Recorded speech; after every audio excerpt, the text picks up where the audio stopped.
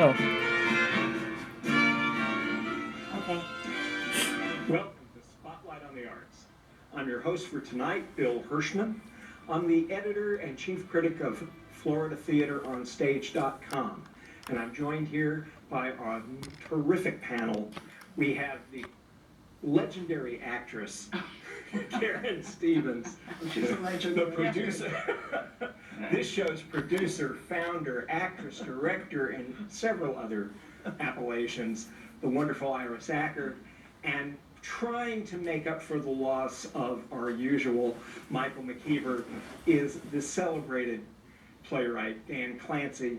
But even more so, we are very proud and happy to have today as our guest Barbara Fox.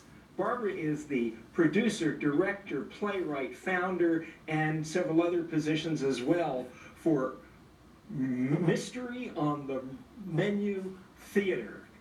As you can tell, I'm not good with alliteration. Mystery on the Menu Theater. You've been around, is it 28 years now? 30 years. 30 years. 30 years. I started the company in 1986, back in the dark ages, before there was an internet, which is why I had to start writing my own plays, because there weren't any available. So this has nothing to do with mystery meat on a bag? No, Tell nothing. people I do not have a weird restaurant. This is a theater, a murder mystery theater that happens, if the shows happen in the middle of the audience, and the audience participates very much in the plays. Whether they like it or not. Oh, no. No one has to do anything they don't want to do. And sometimes people will tell me, oh, I'm not going to participate, I'm just going to watch. And they're the ones who end up getting the most involved. I used to. Where do you actually perform? In one place or many different No, places? we perform for corporate and private events any day, any time, any place, any location. So we've done shows anywhere, on trains, on cruise ships, in restaurants, and hotels, and mansions, sometimes gardens. Any place. All we need is a private room. And how many people are involved in the production? It depends. Some of the plays have as many as 9 actors. What I do now mostly is the one-woman shows where I give people in the audience parts to read. In fact, I'd like to do an example of one if you'd like to do it, to see how that would work. People in the audience get parts to read as I tell the story, and they pop up and read their lines when it's their turn. Do you want to try one? Well, yeah, we can do it for a minute or two, sure. I'd love to do one. Okay, so let's imagine you are an audience of, say, 50 people, and the 4 of you have volunteered to read a part. So would you read the part of the detective? Okay. And would you read Cat? And would you read Matt? And would you read Tex? Doesn't matter. All you need to do is do your part when you see your lines coming up. And I am playing the part of, coincidentally, a television host.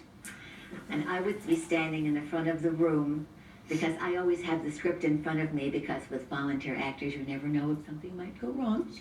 So I would say, good evening, everyone. I'm Roberta Reed, host of the television show Solve That Crime, where members of the audience call in with a solution after our guest detective tells us about a crime. Today, the crime is the murder of William Blakely, the CEO of the Crumpet Cookie Company. Mr. Blakely was shot to death in his office on Monday, April 12th. There are 5 suspects. Detective Foley, would you tell us about the suspects? The suspects are Blakely's wife, Kat, his financial advisor, Matthew Bradley, and his advertising manager, Tex Carter. Blakely was planning to divorce Kat and fire either Tex or Matt and prosecute for stealing company funds. Tell me, Detective, do the 3 have alibis for the evening? And Kat said, I was at home. I was in bed with a bad cold. and Matt said, I was home alone. I was studying the stock market reports in the newspaper. and Tex said, I was home alone playing computer games. thank you. All right, viewers, you can call in with your solutions. Hello, this is Roberta. Oh, you're accusing the wife. Thank you. Hello? Oh, you're accusing the financial advisor. Thank you. Hello, this is Roberta. You're accusing, Tex. Hello? Oh, this is interesting, Detective. This caller is saying that one of the alibis is impossible. because the murder happened on a Monday night. And Right. One of the suspects said he was checking the stock market in the newspaper, but there is no stock market report in the Monday paper. So, the murderer is Matthew Bradley, the financial advisor. Thank you, everyone. Tune in again next week. And that's the way It's a lot of a fun. one-person murder would happen. Of course, there would be a lot more conversation, a lot more clues, but this is a little example of how the one-person show goes. And I saw you all kind of enjoyed acting. Oh, yeah. thank you very much. Especially Bill. Yes. Yeah, you got right into the my characters. agent's number. You got right into the characters, which is what a lot of people do. That the people perform. And if you go back to the next place, another place, I should say the same place several times, you have to come up with a different script, don't you? Absolutely. I have about, 40 different scripts and variations on the different scripts. When I started out, I thought I could use the same script, but that didn't work out well. The second show I did was on a train, a luxury train that went from Washington, D.C. to New York. And the train was divided into two sections. So, and the people couldn't see from one section to another. So we had to say a lot of very clever lines like, I think I'll go sit in the other car for a while. And we even had to do the murder twice. The person would be in one car, get shot, stagger, oh, I've been shot, stagger out, walk into the other car very calmly, get shot again, stagger, I've been shot, and stagger out. So it was double, it was like choreographing, I never say that right, a choreographed show, but with the murder mystery. How did you get involved in doing murder The mysteries? murder mysteries? Well, again, back in 1986, I began hearing about this participatory murder mystery. I was an actress, and I thought, God, that sounds like so much fun. I'd like to be in one. So I called several theaters. Nobody was doing anything like that, nor had any interest in doing it. So the owner of a resort in West Virginia was looking for ways to promote her resort, and she said, why don't you do a show and I'll advertise it and we'll do it. I said, sure, of course I could do that, not knowing there weren't any scripts available, so I had to write a script. Then I had auditions and had the actors, hired a director. 2 days before the first rehearsal, he called me and said, I have a family emergency. I have to fly to somewhere or other. Why don't you direct it? You know what you want. I said, I have never directed a show in my life. But the actors didn't know that. So I kind of muddled my way along. One of my mottos is always leap before you look. I didn't even stop to think about it. I just tried to figure out what I wanted to do. We did this show, 150 people came, and we got a standing ovation. And I began getting calls from newspapers. Well, there were newspaper reporters there who wrote about it, critics. And they said it was a brand new kind of theater, so much fun. So I began getting calls from places. Can you do a show for a corporation? Can you do a show for a singles group? Can you do a show on a train? Could you do a show for a fundraiser? Which led to one of my very favorite shows. And I was in business, accidentally. And what was one of your favorite My shows? favorite shows was thank you for asking. You bet. Coincidentally, you should ask that. It was a fundraiser for a TV station, a public radio station. And they said to me, and the guest of honor would like to play a part. Would you write a part for him? And I said, oh, of course, I'd be happy to. What's his name? And they said, Vincent Price. Oh, sure, I can write a part for Vincent Price. Well, he was so charming and so nice. He did the show with us, he and his wife, Coral Brown. He was just charming. He said, can I do more? What else can I do? He posed for pictures with us. It was just really, really a great evening. Wow. That's So my you were big claim on to fame. ships too, yeah, cruise ships. Oh yeah, I do the one-person show on cruise ships, usually on sea days, and I've had as many as 150 people come to the show and read parts, and they all participate. Even as I say, if people say they don't want to participate, they Yeah. do. When I was in graduate school in London, I volunteered for a group called the Fun Art Bus. And what it was this old English double-decker, and the audience would come in, they go upstairs, and there was a theater. And when everyone sat down, the bus took off, and they went all around London while a mystery play was going on. What was your most interesting venue for any of the plays you've done? there's so many. The trains, of course. And then we did a show at Fisher Island for a European banking company, and they wanted it in the form of a treasure hunt. So the actors had to be in different places and have clues to distribute. Well, the different places they were at was villas at the island. Every actor had his or her own villa where they would recline and be in there as the people would come in to get the clues and talk to them. Well, the actors didn't want to leave. I mean, it was such a great place. I've also done shows at museums, at conference centers. We've done them on buses too. We had two buses, and there were 3 actors on one bus with a detective and 3 actors on another. The problem was the poor person who we killed had to sit in the back of the bus like this. Just we couldn't think what else to do with him. Well, So are you killing an actor or an audience? Yeah, no, and that was an actor. We never kill real people. There must be times when things don't go quite right. If you had a couple of instances where you go, oh. There have been a couple. We're doing a show for a law firm at the Willard Hotel in Washington. And I always tell everyone, that the waiters, the bartenders, the security, that there's going to be a murder. So it went on. I had just fired the gun when the door in back of me opened, and 3 men grabbed me and said, "Drop the gun, ma'am." And my hand just froze on the gun. I got so frightened. Turned out it was the prince from Saudi Arabia was having a meeting in the next room. No one bothered to tell his bodyguards that there was going to be a murder. Our audience was applauding. What realism! That actress is crying. You know? And they realized very quickly what had happened, and they said it was the best party they ever had. It made all the newspapers. It was in all the papers. Actress arrested.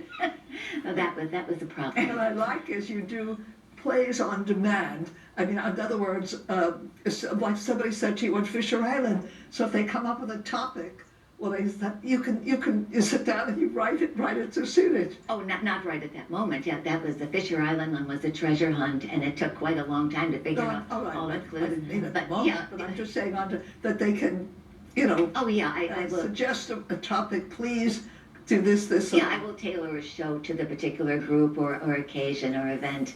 Another problem we had was we did shows on trains. The actor got on the wrong train and was going the wrong direction. So he waved as he went by, and there was no way we could possibly fix it. Another time, an actor, I got a phone call a half an hour before the show was supposed to start. They said, "This is Dr. whatever. Mr. Orange was just in an automobile accident. He's in the emergency room, but he asked me to call you and tell you he can't be in the show." Wow. Poor actor. Can you just imagine this poor guy lying there and they call Barbara. You've written a couple of books too, haven't Yes, you? I have, because I got so attached to some of the characters who I created for the shows that I decided to put them into a book. So I wrote Murder in the Inn, and then I wrote a sequel, Another Murder in the Inn. Then at that time I moved to Florida, so I had to move them, so I wrote Murder in Another Inn. There's the 3 of them. And I just published Mysteries in the Inn, which is short stories, using a lot of the same characters, but it's set in Florida. When you writing a mystery, do you always know the ending, or sometimes you surprise yourself? Usually I start with the ending, because it's trying to figure out who did it. The hardest part is the clues, trying to figure out the clues that are not too obvious, but that the audience can get, because I like there to be a definite answer in the show, so that, because we always ask the audience, the detective says, "This is such a difficult problem. I think I've got it solved, but I have a few little questions. Who did it? Why? What's the proof?" And the audience writes the solution either as a team or as individually. And then we come back and the detective solves the crime. So I like there to be some kind of an answer. I usually start, as I said, with the ending or with the characters. For instance, if I write a 1950s show, I start to think, who would the characters be in a 1950s show? The prom queen, the valedictorian, the football hero, the sweethearts. And then I base the story around that. You said you started out as an actress yourself. Mm-hmm.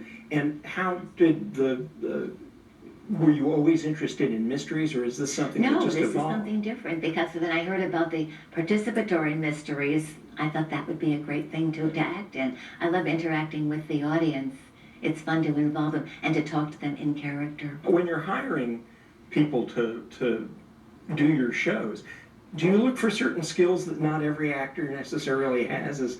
Are there talents or things that you have to be able to do, adjust to things that the interactive people Yeah, you can have do? to be able to stay in character no matter what happens. And I do, the shows are scripted, but there's what I call directed improv between the scenes where the actors talk in character and answer questions. And so when I'm having auditions, I have them read the part, and then I ask them questions as the character and see what they'll come up with saying. And they do have to stay in character.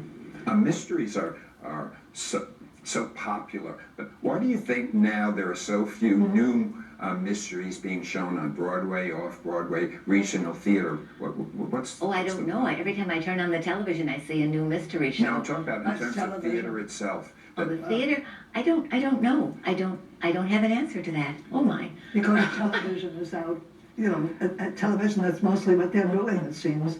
You know, That's what I said. well, I don't know if they're all mysteries. You qualify like the Law and Orders, and they're not really mysteries, but they, yeah, you never know who the killer is until the Yeah. end, so that's what I guess. I think I should probably say that my shows are mystery comedies. I don't do anything gory or scary. I don't like that. I'm a wimp. So even if somebody gets murdered, it's usually just the show just goes on. The main focus is solving it, is talking to the interesting characters and looking at the clues and like, treating it like a logic problem. Do you have a company? I know you say you hold auditions, but do you audition for each show, or do you No, have I've worked actors with you several work different actors who I have worked with for years. I just had auditions because I needed a particular person for a show, but there are several actors who I've worked with for many years, and I just, they don't have to audition for me. I know what they can do, what they do. I should tell you about the one you asked me about problems. We did a show where we all had to be meeting planners and just kind of blend in with the group, and people had to figure out who the actors were. I had this one actor who was really great looking. He looks like the best movie star in the world. Mm-hmm. And he was sitting at a table having dinner with the people in character. And the girl next to him was kind of flirting with him. And they made a date to meet for after dinner. And then he got poisoned. And he died. Oh. And her heart was broken. She said to me afterwards, "Is he coming back?" And I said, "No, he's dead." But she thought she found romance, and it was just a play. I was very sad. I like that. The actors really have to improvise. I mean, they Oh, have they to be do. good at that. But in character, they all have specific information. They're not making anything up. Like they know who they've had a relationship with, they know where they live, they know what they've done beforehand. So everybody's telling the same story. They supply their own wardrobe. You said sometimes you do that 50s show. It's a different wardrobe. No, then I have wardrobe. I do. You have I either it. rent the costumes or we have costumes.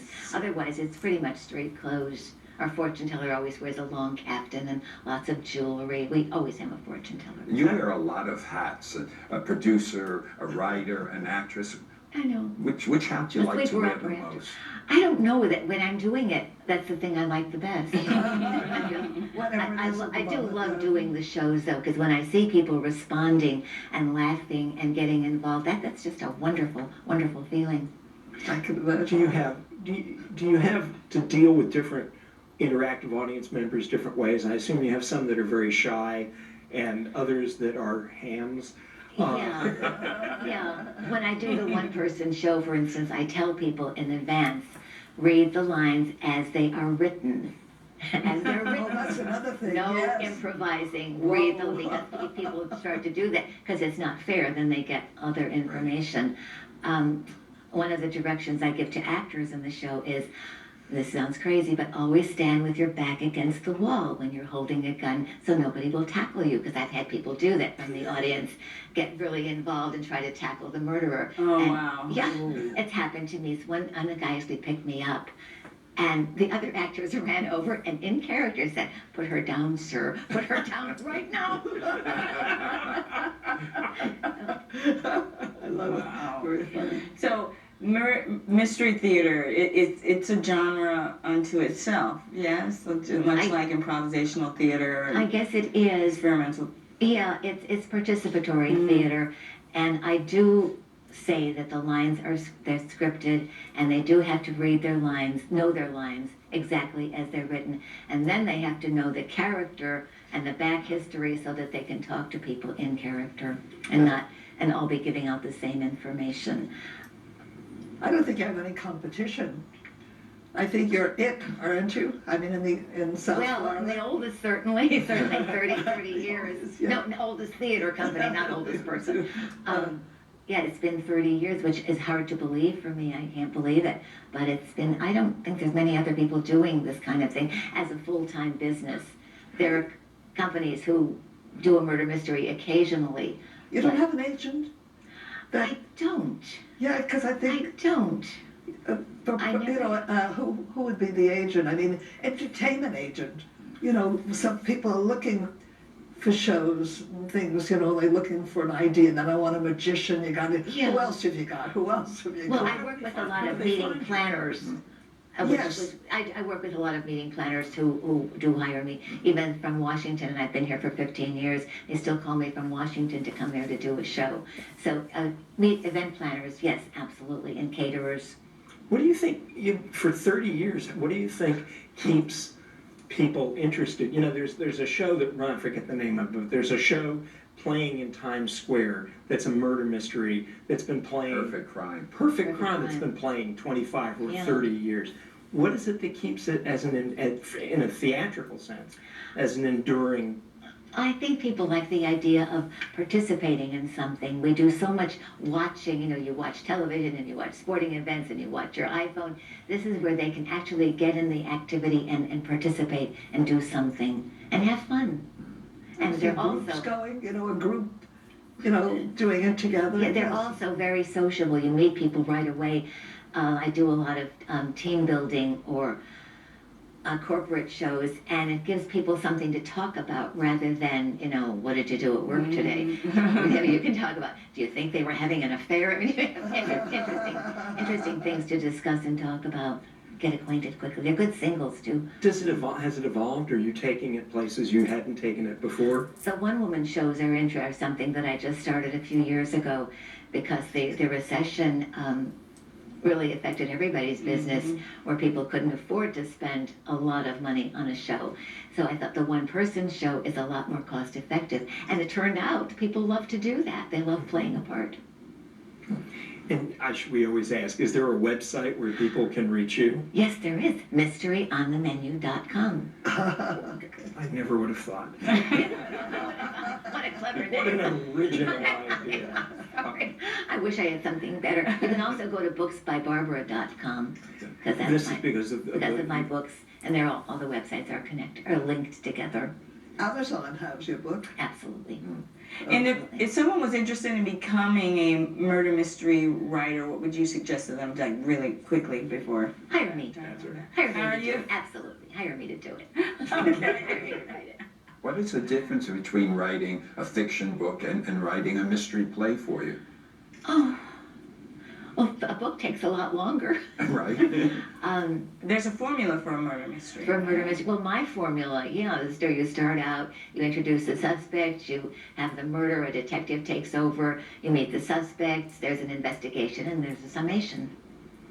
And the ending always comes first. When I write, very often, and it's very hard to figure out who the murderer is going to be because I get very attached to some of my characters. So it's very hard to say, oh, I hate to have him be or I hate to have him get killed. Right. I hate to be the murderer, And but obviously you kill them off quite quickly. Otherwise, You it's know, right. exciting. so one of the actors, that's the best part of all, he does nothing. Yes, to go home. Well, what was not a mystery is what a good time we all had here listening to I'm you. so glad. I always love at the end of Shakespeare in Love when everything is falling apart and they wonder how the show is going to come off. He goes, I don't know, it's a mystery. And it's been a mystery that this has come off as well. Actually, there is no mystery. We are very grateful to Barbara for having come in here and elucidating for us. We hope all of you go to as much theater as humanly possible. We hope to see you all there.